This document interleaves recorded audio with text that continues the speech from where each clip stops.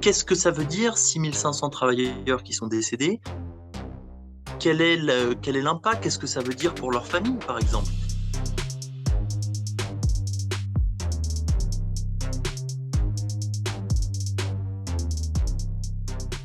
Alors, bonjour Sébastien. Bonjour Roxane. Alors ici, donc bonjour aussi aux gens qui nous regardent. On est dans un format un peu particulier parce que c'est une grande première. Ceci est un entretien que l'on va enregistrer et qui sera diffusé normalement avec un peu de chance tel quel, de manière brute, sur notre site et sur YouTube. On va parler donc aujourd'hui d'un livre qui s'appelle Les esclaves de l'homme pétrole, que l'on a ici même, voilà, que Sébastien, tu as coécrit du coup avec Quentin Muller et qui est sorti donc ce mois-ci, puisque nous sommes toujours en octobre. Oui, tout à fait. Donc ce mois d'octobre, et qui parle donc évidemment de la question de l'esclavage moderne dans les pays du Golfe, donc lié au système de la kafala, et donc aussi, vu que l'actualité s'impose, du Qatar, qui accueille donc la prochaine Coupe de football qui donc va être lancée le 20 novembre prochain. Donc comment est-ce que tu vas, Sébastien? Voilà, après avoir écrit un livre plutôt intense, plutôt passionnant, mais aussi parfois dur, non, ça va très bien. Mais justement, je voulais savoir comment était venue l'idée en fait de faire un bouquin en fait sur ce système de la kafala dans le golf plus particulièrement d'ailleurs. Oui, en fait, l'idée, elle est venue parce que bon, je suis journaliste et je documente l'évolution des pays du Golfe, l'évolution économique, sociale et politique du Qatar, mais aussi des autres pays du Golfe. Il y en a six. Il y a le Koweït, il y a le Bahreïn, il y a le Qatar, il y a l'Arabie Saoudite, les OK. Émirats Arabes Unis et Oman. Et dans le cadre de mon travail journalistique, je me suis très rapidement rendu compte qu'il n'était en fait tout simplement pas possible de comprendre les pays du Golfe sans comprendre la question des travailleurs étrangers. Parce qu'en fait, dans cette région du monde, les marchés du travail sont quand même assez spécifiques, c'est-à-dire que 50% de la main-d'œuvre est étrangère. 50% de la population, pardon, est étrangère.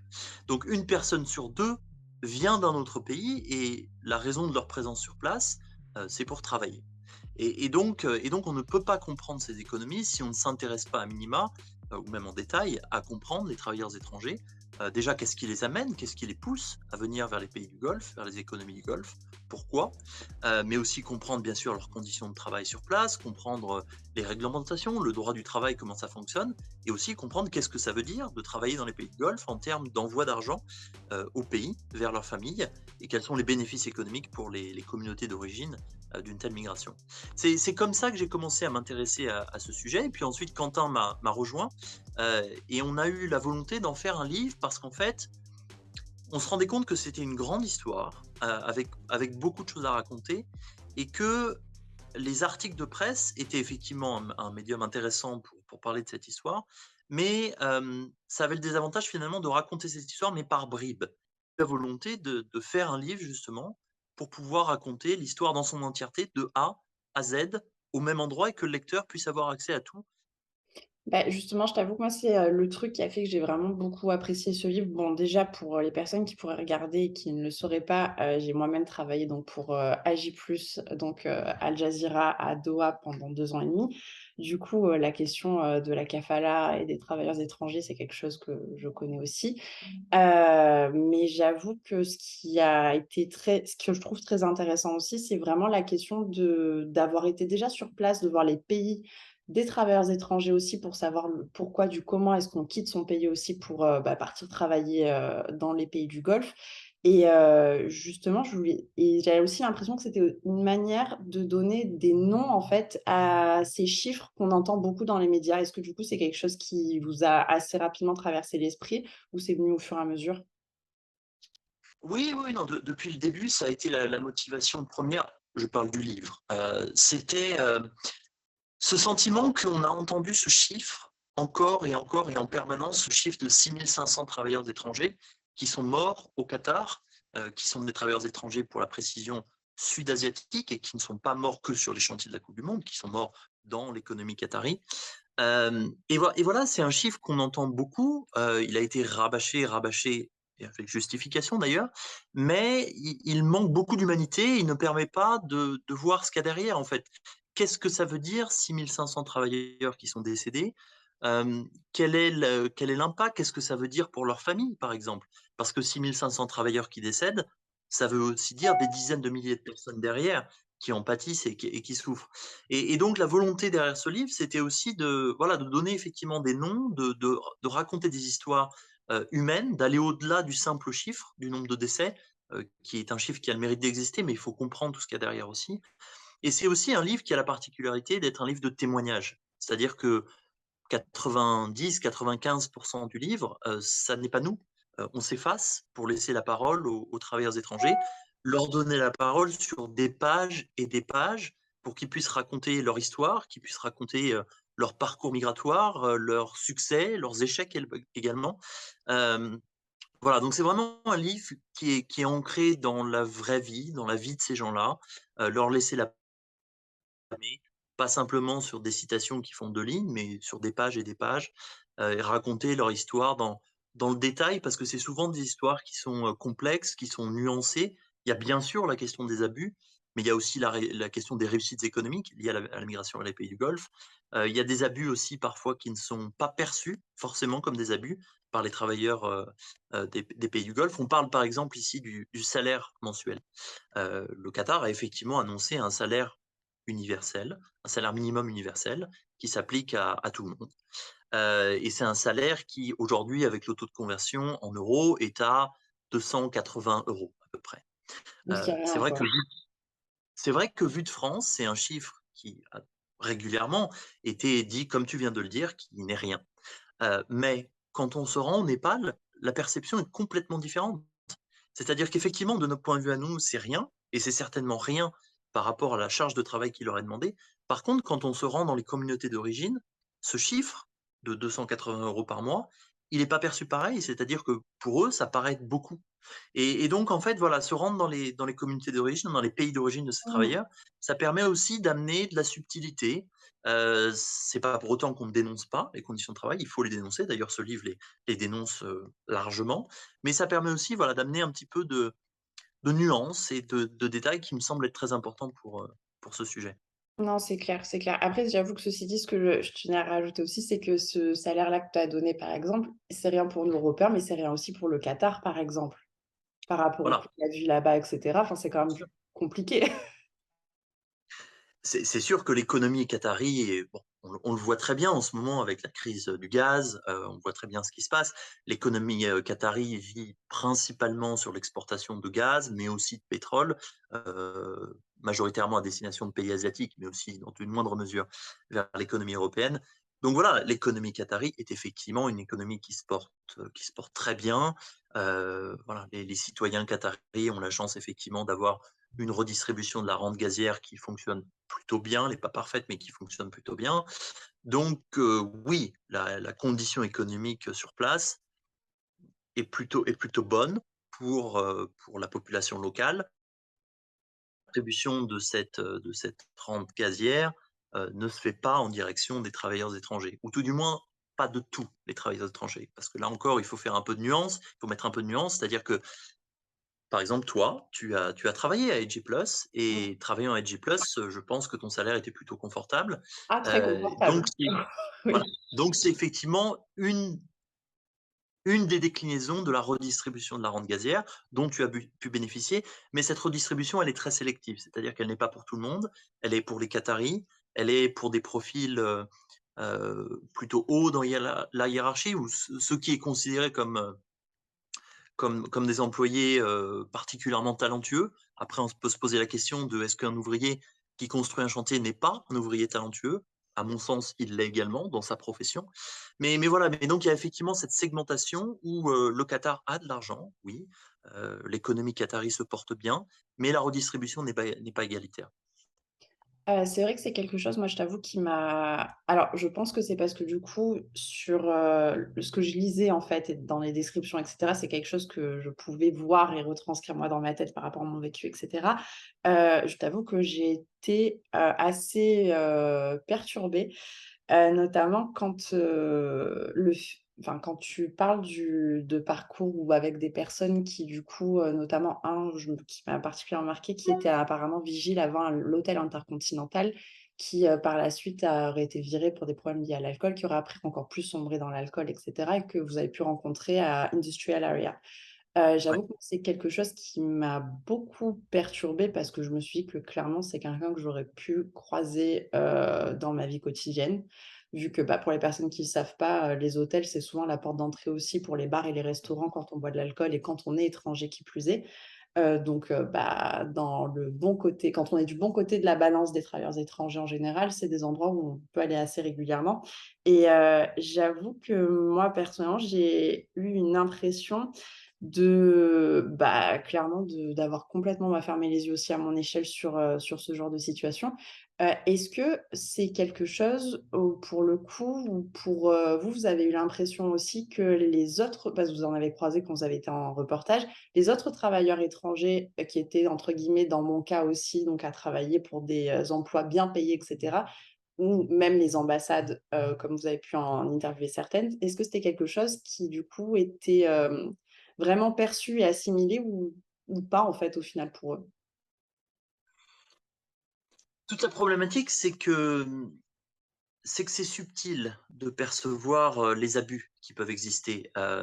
Ce qu'il faut bien comprendre et notamment, par exemple, les supporters qui vont se rendre à la coupe du monde, qui vont assister au match, il faut bien se rendre compte que ce soit au Qatar, mais dans les autres pays du Golfe, on n'est pas face à des pratiques esclavagistes comme on les a connues il y a quelques siècles. Ça n'est pas du tout la même chose. On n'est pas avec des camps, avec des gens, avec une chaîne et un boulet. C'est pas comme ça que ça fonctionne. On est sur des pratiques d'abus, et encore une fois, qui ne sont pas systématiques, mais qui sont très régulières. On est sur des pratiques d'abus qui sont subtiles et qui sont pas forcément visibles si on ne creuse pas.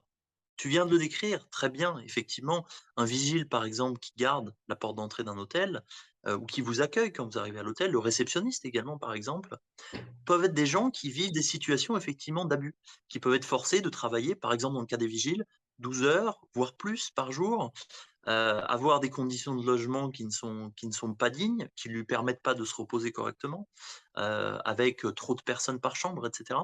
Mais, mais ça, c'est subtil, c'est des abus qu'on ne voit pas forcément. Un supporter va arriver dans cet hôtel, euh, il va penser que tout va bien, parce qu'en apparence, effectivement, tout va bien. C'est-à-dire que l'hôtel est propre, les salariés ont l'air d'être libres, ils ont pas, encore une fois, ils n'ont pas une chaîne et un boulet, et donc tout a l'air d'aller plutôt bien, et donc on ne se rend pas forcément compte que derrière, il y a un mécanisme d'abus, encore une fois, qui n'est pas systématique, mais qui est courant.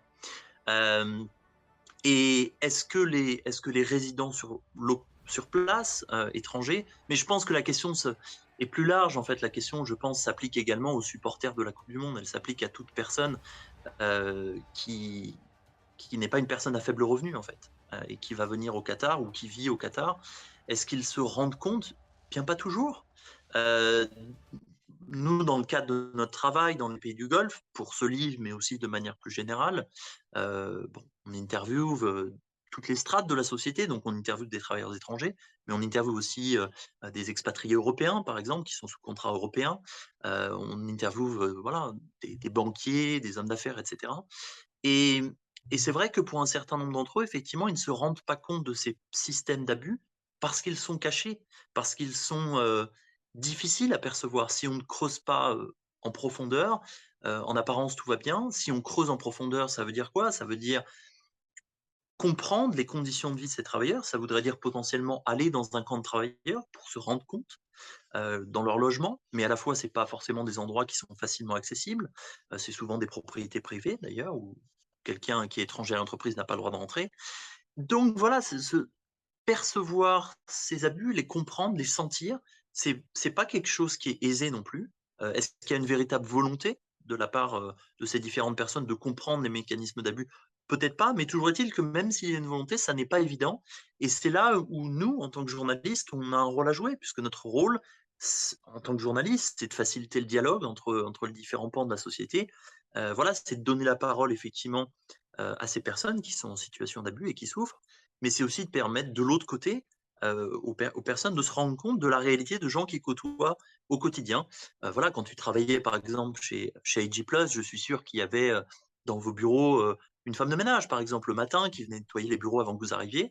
Est-ce que cette femme de ménage a des conditions de vie décentes? Est-ce qu'elle vit dans une pièce qui est décente, pas surpeuplée, par exemple, en bonnes conditions, avec un climatiseur qui fonctionne, bah, c'est des questions qu'on pense peut-être pas lui poser et pourtant les mécanismes d'abus et les questions d'abus des travailleurs, c'est là qu'elles se trouvent. Non, non, c'est clair. Et justement d'ailleurs, par rapport à ça, je m'étais posé la question forcément, c'est de comment est-ce que Quentin et toi, vous avez réussi à bosser en fait, que ce soit d'ailleurs autant, quand vous êtes sur place au Qatar ou quand vous allez à la zone industrielle, donc là où, du coup, l'immense partie, des travailleurs étrangers, notamment ouvriers, vit en fait et dans des conditions assez précaires pour la grande, grande majorité d'entre eux. Ou même, quand vous allez au Kenya ou au Népal, du coup pour, bah, soit aller à la rencontre des familles ou soit demander aussi des autorisations ou en tout cas des interviews aux autorités par rapport à la situation aussi. Je voulais savoir, bah, voilà, vous avez eu quoi comme difficulté, enfin, vous avez fait face à quelles difficultés en fait pour ça? Sur cette question, je pense il faut diviser le travail en 2 parties parce que l'approche est complètement différente. Il y a la partie pays du Golfe, leur zone de travail, qui est une partie et ensuite il y a les pays d'origine et l'approche est totalement différente. Dans les pays du Golfe, hem, l'approche elle est pas forcément de passer par les autorités nécessairement. C'est important, évidemment, de leur donner la parole. De manière générale, les interviews, elles sont déjà faites, ils ont déjà parlé, ils ont déjà donné leur point de vue. Donc, voilà, les rencontrer, c'est effectivement important, mais ça va pas donner la diversité de la situation sur place. Ça va donner une partie de la réponse. Dans les pays du Golfe, voilà, c'est, la démarche, c'est avant tout de parler avec les gens qui sont autour de nous. C'est-à-dire que les agents de sécurité, bah, on les rencontre, dans les hôtels. Les femmes de ménage, par exemple, on peut les rencontrer, après leur shift. Elles ont fini le travail, elles vont sortir, on peut potentiellement les rencontrer. Il faut évidemment faire un peu attention parce que il faut leur sécurité est aussi en jeu, donc il faut y aller doucement, il faut être discret et cetera.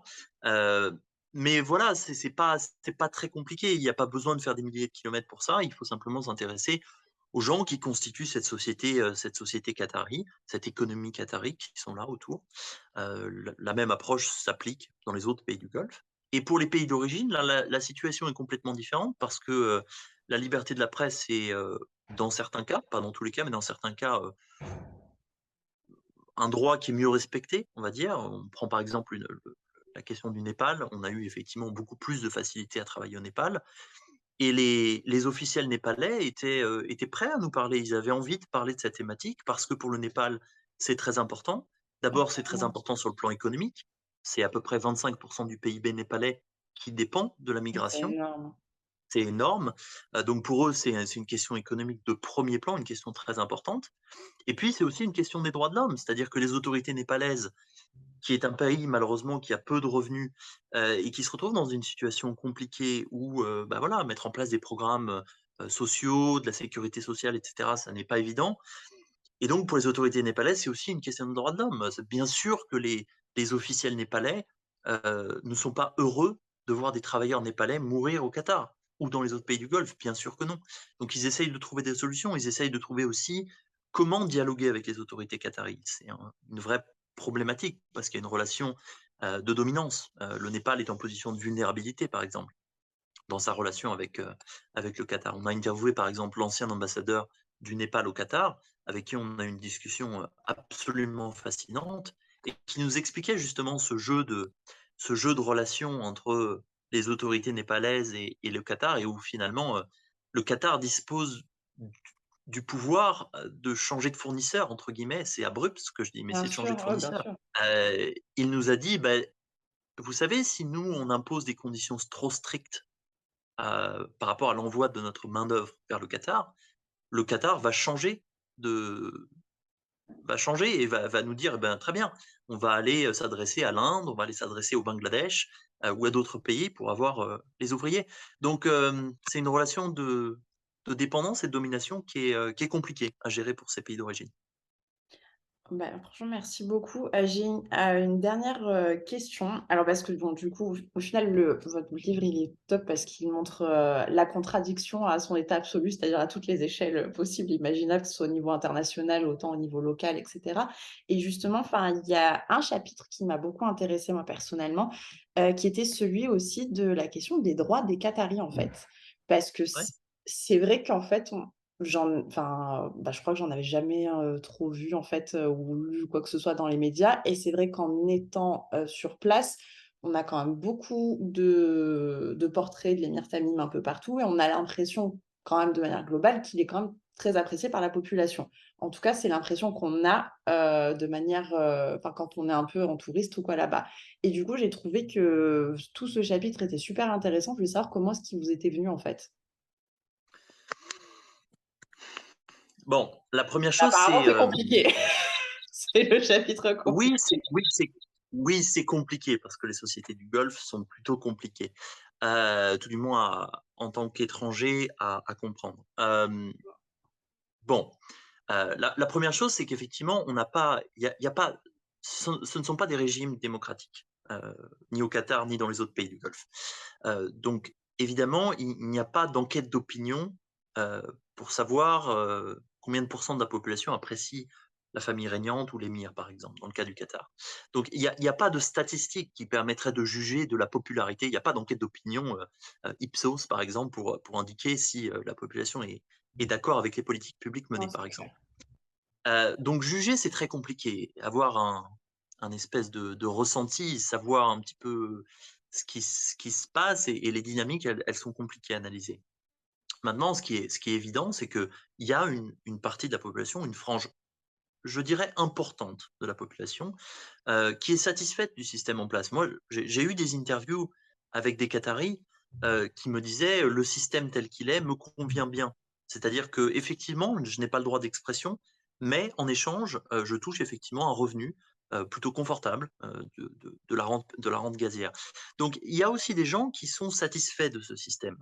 Donc il ne s'agit pas de dire ici que tous les Qataris ont envie de renverser le pouvoir. Ça n'est pas le cas. Et d'ailleurs, je n'ai jamais entendu aucun des Qataris me dire qu'ils avaient envie de renverser la famille régnante. Jamais. Je n'ai jamais entendu ce propos-là. Par contre, les propos que j'ai pu entendre, c'était les propos de gens qui sont plus vulnérables dans la société. Donc, par exemple, les femmes qui disposent de droits dont on pourrait parler, mais c'est un autre sujet. Bien sûr. Donc les femmes qui sont effectivement plus vulnérables dans la société qatarie, évidemment la question homosexuelle, est aussi une question et donc ces communautés qui sont en dehors de la société, qui font partie de la société, mais qui sont aussi, exclues d'une certaine manière, hem, font effectivement face à des problématiques, à des défis et ce qu'ils demandent en fait, la plupart des Qataris que j'ai pu interviewer, qui font l'objet d'un chapitre dans le livre, c'est pas de tout renverser. Ils veulent pas un changement de régime et ils me l'ont dit plusieurs fois. Ils me disent: «Ce qu'on veut, c'est juste que, il y ait un meilleur respect de la différence». Que par exemple, une femme qui aurait envie, d'être plus indépendante ait le droit de le faire, qu'elle ait la liberté de le faire, à la fois juridique, sur le plan des lois, mais aussi sur le plan social. Heu j'ai interviewé par exemple, quelqu'un qui est un homme qui est gay, pour le livre et qui me disait: «Moi je demande pas à ce que le Qatar, me permette, d'afficher mon homosexualité dans l'espace public». Ça n'est pas ce qu'il demandait. Ce qu'il demandait, il disait: «Je veux juste être respecté pour qui je suis. Je veux être respecté, voilà, pour mon identité. Mais je n'ai pas l'intention de l'exprimer dans l'espace public». Et il avait ce discours très subtil, de dire: «Voilà, moi ce que je veux, c'est simplement pouvoir être moi-même, sans pour autant aller imposer cela au reste de la société qui n'est pas confortable avec cette dynamique». Et voilà, ce propos était nuancé. Je trouvais que c'était très intéressant d'entendre ces Qataris qui disaient, qu'ils voulaient du changement, qui voulaient des évolutions, mais qui à la fois voulaient le faire avec beaucoup de nuances, beaucoup de subtilité, et pas du tout dans une approche de, tout renverser, tout changer. Mmh, bien Non, sûr. c'est pas du tout l'approche que j'ai pu entendre. Bah, nickel. Bah, écoute Sébastien, je pense bon, ça a été très riche, hein, l'entretien, on est d'accord. Enfin, on a abordé beaucoup de sujets différents, mais le bouquin en soi est aussi très riche dans tous les cas. Je voulais savoir, est-ce qu'il y a une chose que je t'ai pas demandé, en fait, et qui te semble important d'ajouter? Il y a un élément qui est, qui est rarement évoqué, en fait, dans les interviews, on n'en a pas parlé, donc je pense que c'est intéressant de le mentionner, c'est l'élément émotionnel. On parle beaucoup des questions de Mmh, tu droits des raison, ouais. travailleurs, des abus des travailleurs, on parle beaucoup de travail, en fait, et on parle très peu de vie personnelle. Or, ce qu'il ne faut pas oublier, c'est que les travailleurs étrangers, heu, ici plutôt à faible revenu, parce que les travailleurs étrangers, comme toi et moi, par exemple, avons la chance de pouvoir, si on vit dans les pays du Golfe, venir avec notre famille. mais c'est pas le cas pour la plupart des travailleurs à faible revenu. Il faut pas oublier que ce sont aussi, eux, des hommes et des femmes qui sont pour une grande majorité d'entre eux, mariés, qui ont des Les conjoints, qui parents, sont ouais, et restés au pays. bien sûr, et les L'immense enfants majorité aussi. d'entre eux qui ont, voilà, des parents, qui ont des enfants qui grandissent très souvent sans leur père, par exemple. Donc qu'est-ce que ça fait, par exemple, pour une famille en Inde, des enfants, de grandir pendant 15 ans, 20 ans en Inde, en voyant leur père tous les 2 ans, par exemple. Qu'est-ce que ça fait sur le plan émotionnel? Qu'est-ce que ça fait sur la scolarité des enfants? Voilà, tout ça, c'est des questions qui sont subtiles, bien sûr, qui sont très loin, des stades de la coupe du monde et pourtant qui font partie de ces questions de migration. Et ce livre, il donne aussi la parole à cette dimension émotionnelle pour comprendre qu'est-ce que ça veut dire dans les familles, comment on approche ça sur le plan émotionnel. Et je finirai juste sur l'interview de ce travailleur de la construction que j'ai interviewé au Qatar, qui est proche de la retraite, il a 58 ans aujourd'hui. Il a passé 30 ans, un peu plus de 30 ans de sa vie à construire, d'abord les Émirats arabes unis, puis ensuite le Qatar. Et ce qui lui fait le plus peur pour son retour vers l'Inde, c'est pas des questions économiques, c'est pas des questions d'argent. Ce qui lui fait peur, c'est pas, lui fait peur. Pourquoi ça te fait peur? Qu'est-ce qui te fait peur là-dedans? Il me dit: «Mais parce que je la connais pas. Je connais ni mes enfants, ni ma femme, en fait. On n'a jamais vécu ensemble, on ne se connaît pas et en fait, on n'a rien à se dire». Et j'ai trouvé que cette phrase, elle était, extrêmement forte Ouais, et c'est qu'elle vrai, touchait du doigt, sûr. heu, quelque chose qu'on oublie complètement. C'est que ces gens ne sont pas juste ne ces gens d'ailleurs ne sont pas des robots, ça ne sont pas que des travailleurs. C'est aussi des hommes et femmes, qui ont une vie, et cette vie, ils la mettent souvent entre parenthèses, pour aller à construire un pays qui n'est pas le leur et ensuite, le retour au pays, il est pas toujours très simple. Non, c'est clair. Non, et je me souviens, je me souviens très bien de cette partie, du livre qui m'avait vachement marquée aussi. Donc tout à fait, tu as bien fait, Sébastien.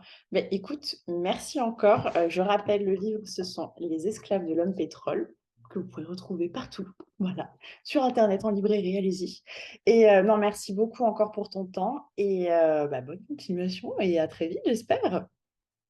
Bah, je t'en prie. Merci pour l'invitation et puis à une Avec prochaine. plaisir. Bah oui, j'espère bien. Salut. Salut.